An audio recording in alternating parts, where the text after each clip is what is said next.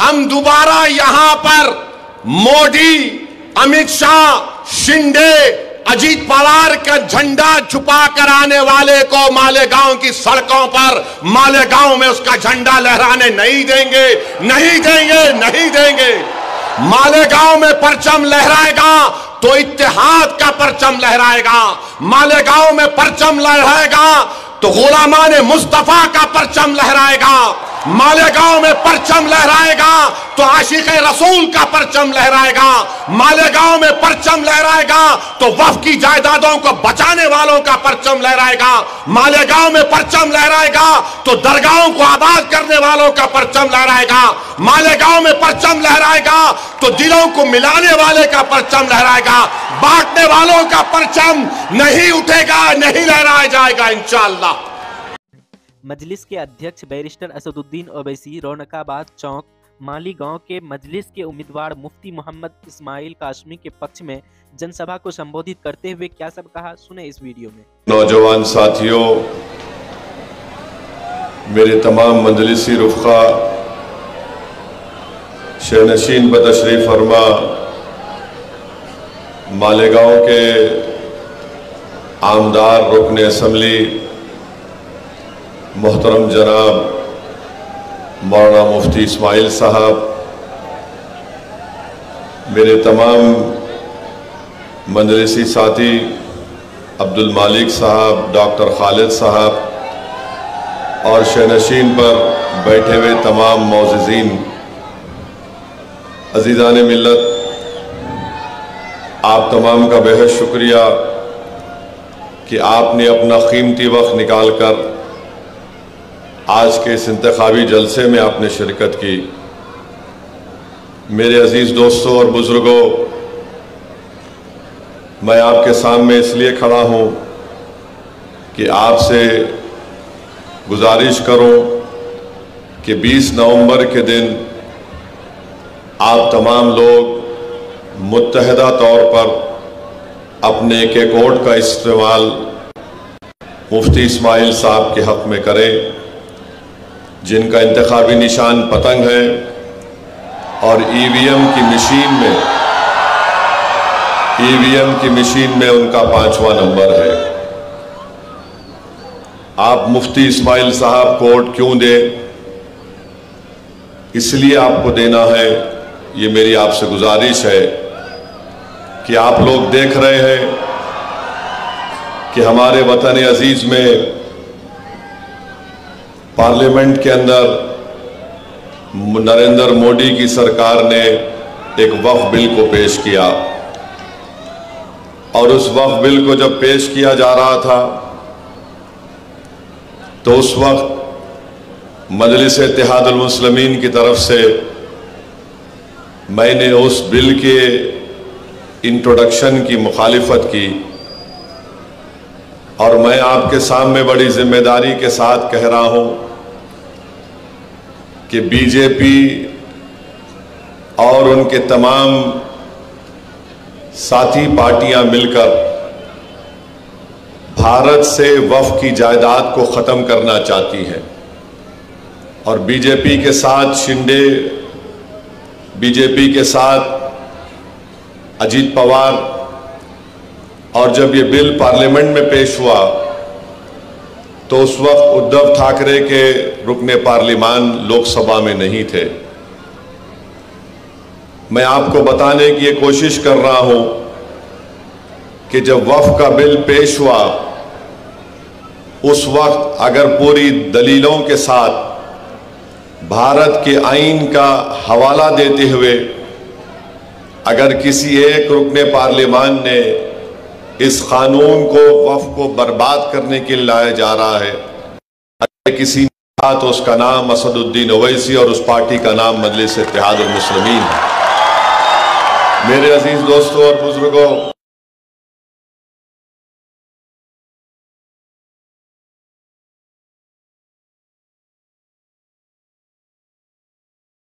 छीन लिया जाए, वक्फ बोर्ड को बराए नाम रख दिया जाए एक पोस्ट ऑफिस की तरह।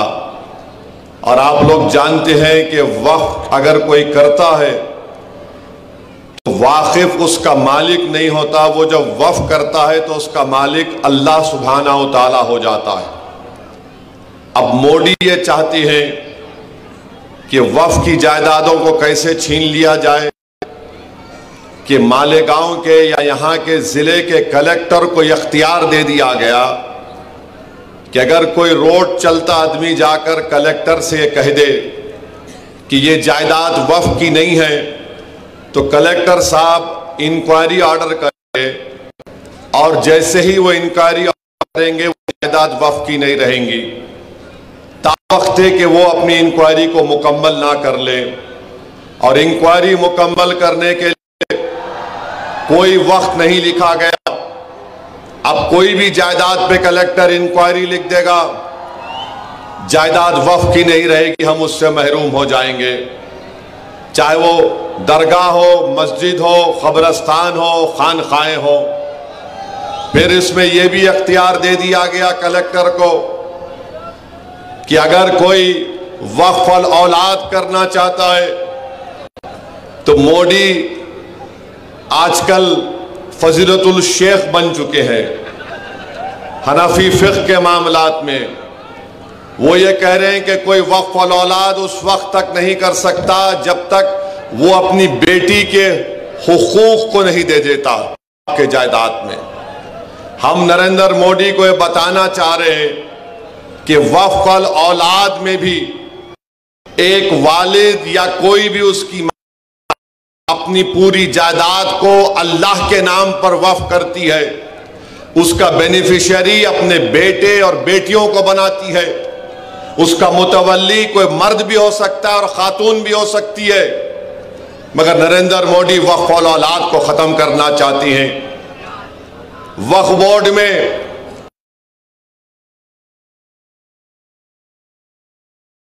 महाराष्ट्र वक्फ में रियासत पूरे अरकान अल्पसंख्यक के मुसलमान होते हैं। मोदी ये करना चाहते हैं कि जरूरी दो गैर मुस्लिम और उनको इतनी बड़ी तादाद में गवर्नमेंट नॉमिनेट भी कर सकती, मुसलमानों से ज्यादा गैर मुस्लिम हजरात को वफ़ का मेंबर बनाया जा सकता है में। आप बताइए, जब ये सब चीजें होंगी तो फिर अगर किसी जायदाद अगर वफ़ की आज मालेगांव में उसकी कमेटी में कोई गैर मारूफ शख्स को बना दिया जाएगा। मकसद एक ही है कि भारत में वफ़ की जायदादों को खत्म करके रख दिया जाए, किस तरीके से मस्जिदों को छीन लिया जाए, किस तरीके से दरगाहों को उसमें एक तनाज़ा पैदा कर दे, कब्रस्तान की जमीनों को हासिल कर ले। इवैक्यू प्रॉपर्टीज हैं, इवैक्यू प्रॉपर्टीज जो लोग अल्लाह के नाम पे वफ़ करके चले गए, मोदी बोल रहे नहीं अब नहीं रहेगा सेक्शन। वो लिमिटेशन पीरियड है जो हमारे हिंदू एंडोमेंट बोर्ड के जायदाद पर लिमिटेशन का कानून लागू नहीं होता, इस बिल में कहा जा रहा है कि वक्फ पर लागू होगा। मकसद एक ही है नरेंद्र मोदी का, मकसद एक ही है शिंदे का, मकसद एक ही है अजीत पवार का कि महाराष्ट्र से तमाम वक्फ की जायदादों को खत्म कर दिया जाए। और मोदी, अजीत पवार और शिंदे ये चाहते हैं कि जिस जायदाद का वक्फ का मालिक अल्लाह है, मोदी बोल रहे हैं कि मैं मालिक बनूंगा और कलेक्टर मेरा नायब बन जाएगा। ये पूरा मंसूबा इस बिल में बनाया गया। मैं आपको जिम्मेदारी के साथ कह रहा हूं, और याद रखिए, ये अजीत पवार, ये शिंदे, ये फडणवीस, ये सब मिलकर ये साजिश कर रहे हैं कि किस तरह पूरे मुल्क में वफ़ की जायदादों को बर्बाद कर दिया जाए। बार बार मीडिया बोलती है कि तीसरी बड़ी जायदादें वक्फ बोर्ड के पास है, भारत सरकार और डिफेंस के बाद झूठ बोल रहे हैं। बोलते हैं कि वक्फ की जायदाद 8 लाख एकड़ चिल्लर है। मैं चैलेंज करके कह रहा हूं, आरएसएस, संघ परिवार, मोदी, अजीत पवार और शिंदे को सुनो, तुम्हारे कान में जो नफरत भरी हुई है उसको निकालो। तमिलनाडु, आंध्र प्रदेश, तेलंगाना और ओडिशा के 10 हिंदू एंडोमेंट बोर्ड की जायदादों को मिलाया जाए तो 9 लाख एकड़ हो जाती है, 9 लाख एकड़ हो जाती है। और सारे भारत में बीजेपी वाले बाजा बजा रहे 8 लाख एकड़ है, 8 लाख एकड़ है। मैं मिलाया, बिहार को नहीं मिलाया, बंगाल को नहीं मिलाया, सिर्फ 4 रियासत में 9 लाख एकड़ हिंदू एंडोमेंट बोर्ड की है। और ये तमाम फिरका परस्त बीजेपी और उनके साथियां बाजा बजा रहे हैं कि नहीं नहीं 9 लाख एकड़ है, 1.5 लाख एकड़ है। मेरे अजीज दोस्तों और बुजुर्गों, ये कानून, ये बिल अगर कानून बनता है तो आपको और हमको एहतजाज करना पड़ेगा। ये बिल अगर पार्लियामेंट में पेश होगा कानून बनने के लिए तो असदुद्दीन ओवैसी जरूर उसकी मुखालिफत करेगा। मगर आपको मैं बाखबर कर रहा हूं कि आपको उठना पड़ेगा। जिस तरीके से पार्लियामेंट में CAA का जब बिल लाया गया, पूरी भारत की पार्लियामेंट में पूरी दुनिया ने देखा कि असदुद्दीन ओवैसी मोदी के 300 MPओं के सामने कहा, जिस तरह महात्मा गांधी ने गोरे साउथ अफ्रीका में कानून को फाड़ा था, देख मोदी मैं तेरे इस काले कानून को फाड़ के रखता हूं, हम इसको नहीं मानते। तो क्या अगर मोदी ये गलती करेंगे, अजीत पवार शिंदे ये गलती करेंगे, इस बिल को कानून बनाने के लिए अब लाएंगे, क्या मालेगांव पूरा खड़ा हो जाएगा एहतजाज में, पुरअमन एहतजाज में? क्या आप अपनी वक्फ की जायदादों को बचाने के लिए एहतजाज करेंगे? क्या आप अपनी मस्जिदों को, खानकाहों को, दरगाहों को बचाने के लिए खड़े होंगे? तो लगाइए मेरे साथ नारा, नारे तकबीर। वक्फ का बिल हम नहीं कबूल करेंगे, वक्फ का बिल हम नहीं कबूल करेंगे। मेरे अजीज दोस्तों और बुजुर्गों, इस बात को ज़हन नशीन कर लीजिए, वक्फ का बिल मोदी इसलिए ला रहे हैं कि वक्फ की जायदादों को खत्म करके रख दिया जाए। इनका मकसद एक ही है, ये नफरत करते हैं वक्फ की जायदादों से। मेरी आपसे दबन गुजारिश है कि इस पर गौर करिए। दूसरी बात जो मैं आपके सामने अर्ज करना चाह रहा हूं कि आप मुफ्ती इस्माइल साहब को वोट क्यों दें? मुझे एक बात बताइए, सारी दुनिया जानती है ये ऑटो वाला, इसको ऑटो किसने दिया? इसको ऑटो दिया मोदी ने, इसको ऑटो दिया शिंदे ने, इसको ऑटो दिया अजीत पवार ने। ये तीनों की मिठाई लेकर मालेगांव में ऑटो चला रहा है। ये इत्तेहाद का ऑटो नहीं है, ये मोदी, शिंदे और अजीत पवार का ऑटो चला रहा है।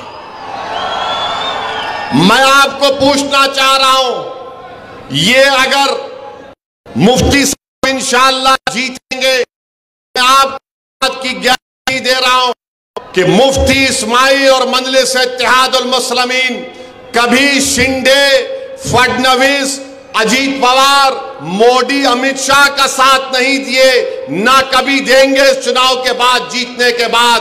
मगर अगर ये ऑटो वाला जीतेगा, खुदा ना खास्ता, तो ये जाकर गोद में बैठ जाएगा शिंदे के, ये गोद में बैठ जाएगा अजीत पवार के, और ये मोदी के साथ बैठकर उसकी बनाई हुई चाय पिएगा।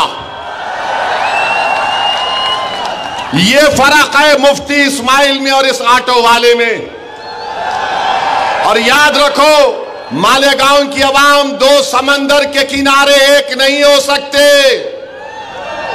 एक तरफ हक है, सच्चाई है, एक तरफ बातिल से मुकाबला है, एक तरफ जो वक्फ के कानून के जरिए वक्फ को खत्म करना चाहते हैं, ये ऑटो वाला वक्फ का कानून खत्म करने वालों के साथ साजबाज करके मालेगांव में आया है और मालेगांव में वक्फ की जायदादों को खत्म करना चाहता है। इसकी जबान पर मोदी का स्टैंप है, इसकी जबान पर शिंदे का स्टैंप है, इसके दिल में अजीत पवार की मोहब्बत है और मालेगांव की आवाम के लिए नफरत है। इस बात को आपको ज़हन नशीन करना पड़ेगा कि आप क्यों मजलिस इत्तेहादुल मुस्लिमीन के हक में वोट देंगे। तीसरी बात जो मैं आपके सामने अर्ज करना चाह रहा था वो ये है कि देवेंद्र फडणवीस ने बयान दिया, ऑटो वाला तो कुछ नहीं बोलेगा, मैं ऑटो वालों के खिलाफ नहीं हूं, ये निशान जो दिया गया उसके बारे में बोल रहा हूं। 20 तारीख को भी आप ऑटो में ही बैठकर जाएंगे और पतंग पर बटन दबाएंगे इंशाअल्लाह। 20 तारीख को कोई साइकिल पर भी जाएगा और पतंग पर ही बटन दबाएगा। ऑटो तो हमारा गरीबों का चलाने का रोजगार का जरिया है, मगर ये अपने नफ्स के लिए, अपने तमाम अज़ाइम जो बुरे हैं उसकी तकमील के लिए, वक्फ की जायदादों को खत्म करने के लिए शख्स आया है। इसकी नीयत साफ नहीं है। जब पार्लियामेंट का इलेक्शन हुआ, धूलिया पार्लियामेंट में मालेगांव आता है, तो बीजेपी को बड़े पेट में दर्द हुआ कि मुफ्ती इस्माइल ने ऐसा कौन सा वजीफा पढ़ के फूंक दिया कि बीजेपी का सिटिंग एमपी हार गया। ताई जीती नहीं जीती? जीती ना? आपने भी दिया ना आपने ताई को वोट। मुफ्ती इस्माइल कहां खड़े थे और ये कहां खड़ा था? किधर खड़े थे दोनों? मेरे भाई, अब देवेंद्र फडणवीस बोल रहे मालेगांव सेंट्रल में और जिहाद हुआ, धर्म युद्ध हुआ। देवेंद्र फडणवीस को नहीं मालूम, क्योंकि वो फडणवीस हैं, वो अपने आप को बड़ा समझते और मालेगांव की जनता को नीचे समझते। सुनो फडणवीस, तुम बड़े नहीं हैं, ना मैं छोटा हूं, मैं तुम्हारे बराबर हूं बाबा साहेब अंबेडकर के संविधान के लिहाज से। तुम्हारे दिमाग में जो फितूर है ना कि मैं फडणवीस हूं, ये ओवैसी और ये मुफ्ती इस्माइल, ये अब्दुल मालिक है, वो गया जमाना। वो जमाना नहीं रहा कि तुम ऊपर बैठेंगे मैं नीचे बैठूंगा। हाँ, ये जो ऑटो का निशान लेकर आया है फडणवीस, वो तेरे पास नीचे बैठता होगा, मगर हम तेरे सामने, मोदी के सामने झुकने वाले नहीं है, ना मालेगांव की जनता झुकने वाली है। अब फडणवीस ने क्यों कहा? फडणवीस को तारीख नहीं मालूम। फडणवीस को हम जरा हिस्ट्री पढ़ाते हैं। फडणवीस सुनो, 1818 में यही मालेगांव था। मालेगांव के किले में मराठा और अंग्रेजों की जंग हुई। उस मराठाओं की फौज में मालेगांव के गयूर मुसलमान थे, जिन्होंने अंग्रेजों से खूब मुकाबला किया। 30 मुसलमान शहीद हुए मराठाओं की फौज में, और अंग्रेजों ने 36 बंदूक, तोप, 800 गोला बारूद और 35,500 गन पाउडर इस्तेमाल किया 1818 में। फिर 1921 में फडणवीस, सुनो, 1921 में नॉन कोऑपरेशन मूवमेंट हुआ, तो मालेगांव के सरफिरे लोगों ने 47 में आजादी मिली। मालेगांव के लोगों ने कहा, 1921 में कहा कि अभी हम अंग्रेजों का परचम किले से निकालते, अंग्रेजों के परचम को निकालकर फेंक दिया। फडणवीस को नहीं मालूम, उनके पेट में दर्द हो रहा है, क्योंकि फडणवीस तुम्हारे पूर्वज नहीं थे, वो मुफ्ती इस्माइल अब्दुल मालिक के पूर्वज थे, जिन्होंने 1921 में झंडा निकाल दिया। तुम्हारे साथ तो वो शख्स बैठा हुआ है, तुम्हारे साथ फडणवीस वो शख्स बैठा हुआ है, तुम उसको मदद कर रहे हो, तुम उसको पनाह दे रहे हो, जो मालेगांव के जनता के घरों में, दीवारों में, दिलों में तोड़ना चाहता है, घर घर को बांटना चाहता है। और हमारे बुजुर्गों ने 1921 में फडणवीस अंग्रेजों के झंडे को निकाल दिया। और फडणवीस मरने वालों के नामा क्या थे? सुलेमान शाह, इस्राइल अल्लाह रखा, शाबान भिकारी, बुद्धू फरीदास, अब्दुल गफूर, अब्दुल्ला खलीफा और मोहम्मद हुसैन को अंग्रेजों ने जेल में टार्चर करके मार दिया। फडणवीस, क्या तुमको तकलीफ इसलिए हो रही है कि तुम्हारे ऊपर के लोग कोई नहीं थे, ये हमारे लोग थे पूरे? मालेगांव सेंट्रल, मालेगांव सेंट्रल, फडणवीस की जबान से क्या निकला? मालेगांव निकला नहीं निकला? निकला नहीं निकला मालेगांव? क्या कहा और जिहाद, क्या कहा धर्म युद्ध? तो फडणवीस ने क्या किया? अपने मोहरे को सामने कर दिया और मालेगांव की आवाम के सामने फडणवीस ने अपने मोहरे को, क्योंकि पार्लियामेंट का बदला लेना है, क्योंकि आपने बीजेपी को हरा दिया था, तो फडणवीस, शिंदे और अजित पवार ये चाह रहे कि पार्लियामेंट में तुम हमको हराए ना, अब हम हमारे मोहरे को सामने करेंगे ताकि दोबारा मुफ्ती इस्माइल मालेगांव के इत्तेहाद की ताकत पर कामयाब ना हो सके। समझ में आई मेरी बात? नहीं आई तो और बोलूं खुल के, और बोलूं? अभी 19 मिनट बाकी है, बोल सकता हूं मैं।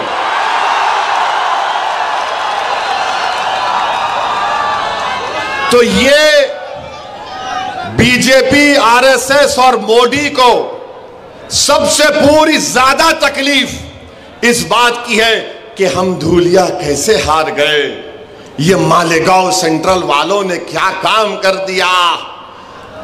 और इसीलिए फडणवीस बोल रहे और जिहाद धर्म युद्ध। अब ये और जिहाद धर्म युद्ध के माने मेरे को नहीं मालूम, मुझे इतना मालूम है कि 20 तारीख के दिन मालेगांव की आवाम अपने वोट की ताकत पर फडणवीस के मोहरे को हराएगी इंशाअल्लाह ताला।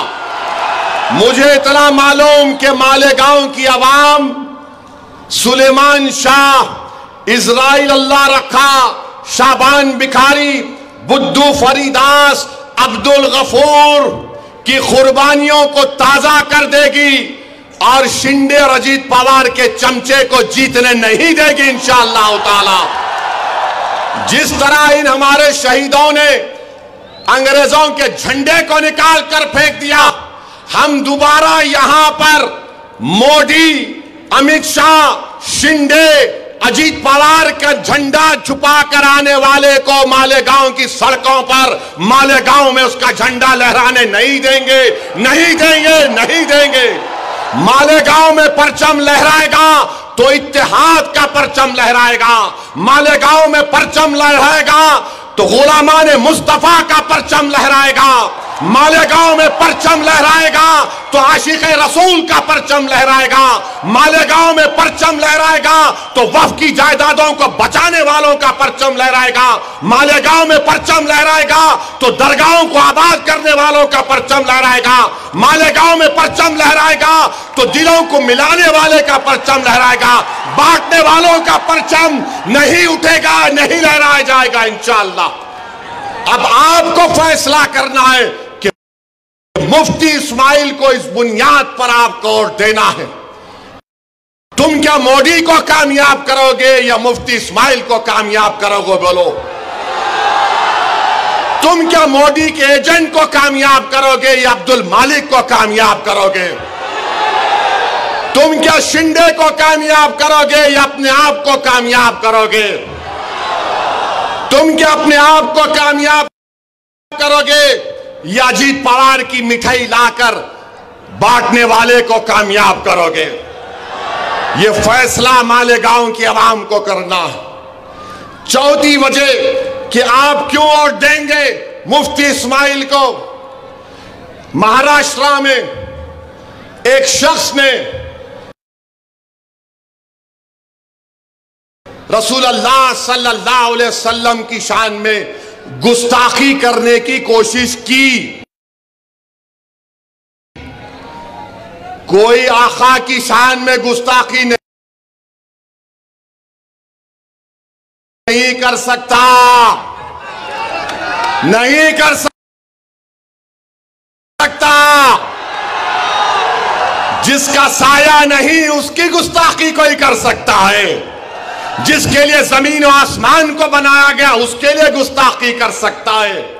जिसका उम्मती सुबह क़यामत तक रहेगा, जब तक कलमा पढ़ने वाला होगा क़यामत नहीं आएगी उस उम्मती का ये मुकाम। तो गुस्ताखी करने की कोशिश किया। ये आसमान की तरफ देखकर कोई थूकेगा तो थूक किस पे गिरता? क्या कोई बोलेगा मैं थूक के चांद की रोशनी को छुपा दूंगा? चांद की रोशनी को नहीं छुपा सकता। अब उसने बका, अनाब शनाब बका। किसने एहतजाज किया? जो ऑटो का निशान लेकर आया या इम्तियाज जलील और मुफ्ती इस्माइल ने एहतजाज किया उसके खिलाफ? बोलो, तुम्हारे दिलों से सवाल कर रहा हूं। अगर आपके हमारे दिल में गुलामी है आका की, कमले वाले की, तो मजलिस इत्तेहादुल मुस्लिमीन ने एहतजाज किया। जब एहतजाज इम्तियाज जलील ने ऐलान किया मजलिस इत्तेहादुल मुस्लिमीन की तरफ से, तो लोग समझ रहे थे, ये एजेंट भी समझ रहा था मोदी का, नहीं नहीं पब्लिसिटी के लिए कर रहा है, पुलिस रोक लेगी उसको।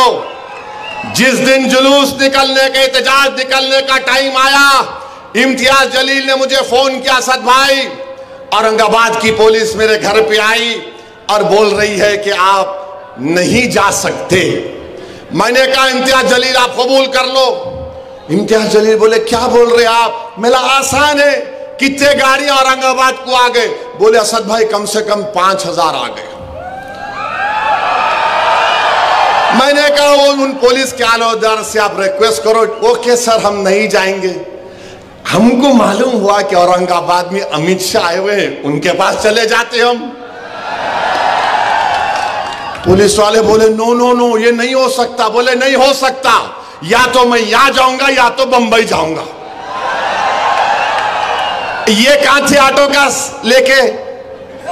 कहां थे ये? कहां थे ये? तुमको मोहब्बत नहीं है, नामूसे रिसालत पर तुम्हारी जबान को ताला पड़ गया था मोदी की तरफ से, तुम्हारी जबान नहीं खोल रही थी। मालेगांव से भी कई गाड़ियां आई औरंगाबाद को, कम से कम 170 गाड़ियां आई थी, मगर ये कहां थे? ये प्यारे साजिश कर रहे थे कि कैसे मालेगांव में मोदी के परचम को लहराऊं, अजीत पवार की मिठाई खाऊं और शिंदे को कैसे लाऊं। मेरे भाई ये फर्क होता है एक आशिक रसूल में और एक सिर्फ जबानी दावा करने वालों में। इम्तियाज जलील ने जुलूस निकाला और महाराष्ट्र की तारीख में एक पुरअमन जुलूस निकला। लोग समझ रहे थे कि दंगा होगा, मगर जो आशिक रसूल होता है, जो मदीने के बाजारों में बिक जाता है, उसको कोई खरीद नहीं सकता। मेरे भाई जुलूस निकला, एहतजाज हुआ, दुनिया ने देख लिया। आप कहां थे? ये कहां थे? नजर नहीं आए। हम आपसे वादा कर रहे हैं मुफ्ती इस्माइल इंशाअल्लाह आपके इत्तेहाद, आपके सियासी शऊर पर कामयाब होंगे।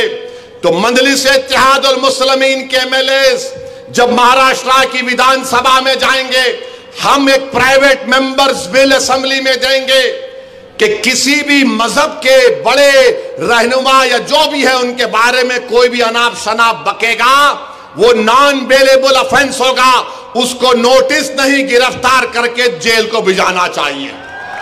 ये काम हम करेंगे। दूसरा हम ये काम करेंगे कि मराठा रिजर्वेशन का मुतालबा करेंगे। अब फडणवीस को बात समझ में आई नहीं मालूम, मगर ये हमारी तारीख है। इस बुनियाद पर भी आपको मुफ्ती इस्माइल को वोट देना है। पांचवी बात यह है कि अब्दुल मालिक पर गोली कौन चलाया? अब्दुल मालिक पर गोली कौन चलाया? बोलो कौन चलाया?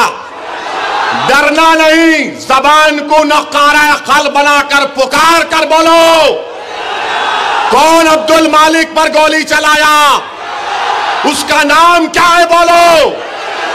क्या तुम मालेगांव में गोली चलाने वाले को वोट दोगे या जो गोली खाकर कानून का लिहाज रखने वाले का साथ दोगे? बोलो। तुम गोली चलाने वालों का साथ दोगे, तुम जालिम का साथ दोगे या तुम मजलूम का साथ दोगे? किसका साथ देंगे आप? आप जालिम का साथ देंगे? आप मजलूम का साथ देंगे? आप कमजोर का साथ देंगे? तो इस वजह से भी आपको मुफ्ती इस्माइल को वोट देना। और जो गोली चला रहे हैं, मैं उनसे भी कह रहा हूं, भाई साहब तुमको भी एक दिन मरना है, हम सबको एक दिन मरना है। कोई दुनिया में नहीं मरता जब तक उसका टाइम नहीं आया। मेरी गाड़ी पर भी 6 फीट के फासले से इब्लीस की औलाद ने गोली चलाई थी। यजीद के चाहने वालों ने गोली चलाई थी। मैं और यामीन बैठे थे टोल गेट के पास, 4 या 6 गोलियां मारे, ताड़ ताड़ ताड़।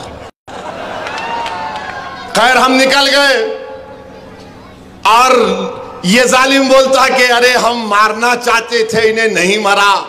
अरे मैं तुमको बोल रहा हूं, तुम फिर से कोशिश कर लो, तुम 6 मारे ना 12 मारो। अगर उन्हें नहीं चाहिए तो कुछ नहीं होगा।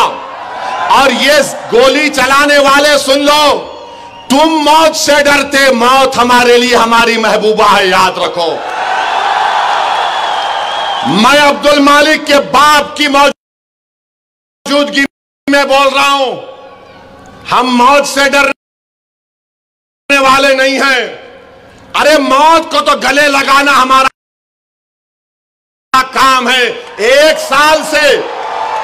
साल से इजराइल गाजा में 40,000 लोगों को मार दिया, मगर वहां का बच्चा भी बोल रहा, ले पत्थर, फलस्तीन जिंदाबाद। आप हमको 4 गोलियां अब्दुल मालिक को मार के जख्मी करके, याद रखो जख्मी शेर ज्यादा खतरनाक होता है। मगर इनका मंशा और मकसद क्या है?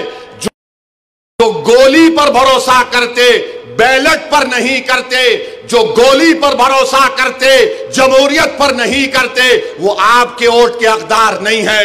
याद रखो मालेगांव के गरीबों, याद रखो मेरी इज्जतदार मां और बहनों, तुम चाहे अंसारी हो या दखनी हो या कुछ भी हो, तुम चाहे मुसलमान हो या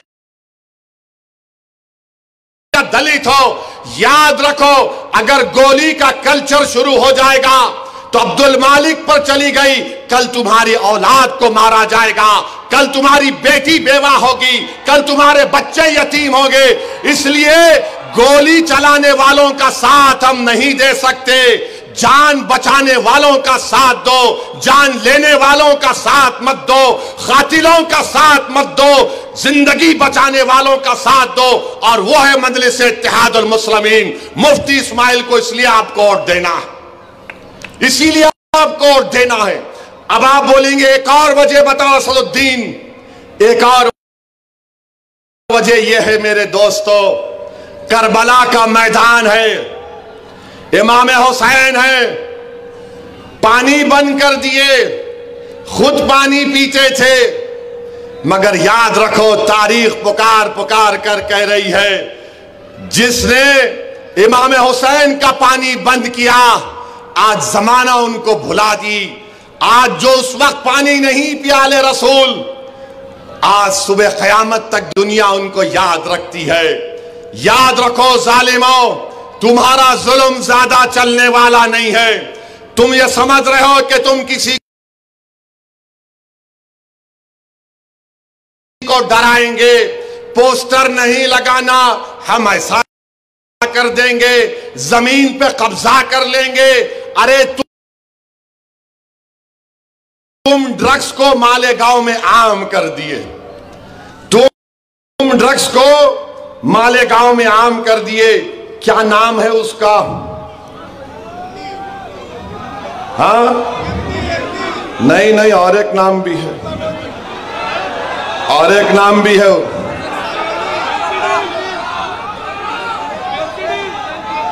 हाँ ये जो ड्रग्स को क्या बोलते हैं? हाँ ये बहुत से नाम है उसके। एक नाम ऑटो भी, मालेगांव में आप देख लीजिए ड्रग्स कौन आम कर रहा है। पुलिस जानती है कि ड्रग्स का कारोबार करने वाले कौन हैं। बच्चों की जिंदगियां बर्बाद कर रहे हैं, बच्चों को बर्बाद कर रहे हैं। तो जो शख्स नामूसे रिसालत में आगे नहीं बढ़ा, जो शख्स यजीदियों की तरह बिहेव कर रहा है, गोली चलाने वालों का साथ दे रहा है, जो शख्स वक्फ की जायदादों को खत्म करने वालों का साथ दे रहा है। और याद रखो, ये जो आका की शान में गुस्ताखी किया कमली वाले की, अब बात जहन में आई कि मेरे अजीज दोस्तों और बुजुर्गों, जो रसूल अल्लाह सल्लल्लाहु अलैहि वसल्लम की शान में गुस्ताखी करता है, हदीस में आया कि वो वलदुर हराम होता है। वलीद बिन मुगीरा, इसकी ऐब आका ने बयान कर दिए थे। अब जो एहतजाज नहीं किया, तो क्या तुम उससे भी मिले हुए हो प्यारे? क्या तुम उससे भी डील कर लिए क्या? तो मेरे अजीज दोस्तों और बुजुर्गों, हम आपसे अदबन गुजारिश करने आए हैं कि 20 नवंबर के दिन आपको मुफ्ती इस्माइल साहब कोट इसलिए भी देना है जो मालेगांव के हर मजहब के मानने वालों को साथ लेकर चल सके, जो मालेगांव के हर मसलक के लोगों को साथ लेकर चल सके, जो मालेगांव के हर फिरके के लोगों को साथ लेकर चल सके, जो मालेगांव के दिलों को जोड़ने का काम कर सके, जो मालेगांव के इख्तलाफात को कम करने का काम कर सके। ये काम सिर्फ मजलिस-ए इत्तेहादुल मुस्लिमीन कर सकती है। ये शिंदे, अजीत पवार और मोदी का एजेंट नहीं कर सकता। ये सुनो मेरी बात को, अगर ये लोग अपनी साजिश में खुदा ना खास्ता लाखों बार कामयाब हो जाएंगे, ये हमारे घरों की दीवारों को तोड़कर रास्ता बना लेंगे। ये तुम्हारे घरों की दीवारों को तोड़कर रास्ता बना देंगे। मुफ्ती इस्माइल मजलिस कामयाब होगी तो तुम्हारे घरों की दीवारों का तहफ़्फ़ुज़ होगा, तुम्हारी बुनियादें मजबूत होंगी, इख्तलाफात कम किए जाएंगे। मैं आपसे दरख्वास्त कर रहा हूं कि मोदी, अमित शाह, अजीत पवार और शिंदे के मोहरे को कामयाब होने मत दीजिए। वो आपके वोट का मुस्तहक नहीं है। मुफ्ती इस्माइल कोई फरिश्ता नहीं है, ना मैं कोई फरिश्ता हूं, मगर जितनी बातें मैं आपके सामने रखा हूं, बताओ एक बात जो मैंने कही कि तुम क्यों देना चाहिए और क्यों उनको नहीं देना चाहिए। एक चीज बताओ मुफ्ती इस्माइल में, बताओ, कोई बता सकता है? शिकायत होगी, मगर यह तो नहीं है कि मुफ्ती इस्माइल मोदी, अमित शाह, शिंदे, अजीत पवार का मोहरा है। ये तो नहीं बोल सकते कि मुफ्ती इस्माइल ने नामूसे रिसालत के बारे में एहतजाज नहीं किया। ये तो नहीं बोल सकते कि मुफ्ती इस्माइल और मजलिस इत्तेहादुल मुस्लिमीन कभी भी बीजेपी, अमित शाह, शिंदे और अजीत पवार का साथ देगी। और हद तो यह है, यह कौन सी महाविकास अघाड़ी है? कांग्रेस भी लड़ रही है, समाजवादी भी लड़ रही है। ये क्या हो रहा है? कौन सा तुम्हारा अघाड़ी है? मकसद क्या है? कि मोहरे को जिताया जाए, तुम्हारे इत्तेहाद को तोड़ा जाए, तुम्हारे इस बरसों की मेहनत पर पानी फेर दिया जाए। आज मालेगांव एक तारीखी मोड़ पर आया है। 20 तारीख इस बात को तय करेगा कि मालेगांव का इत्तेहाद मजबूत होगा या मालेगांव का इत्तेहाद कमजोर होगा। 20 तारीख इस बात को तय करेगा कि क्या जालिम को वोट पड़ेगा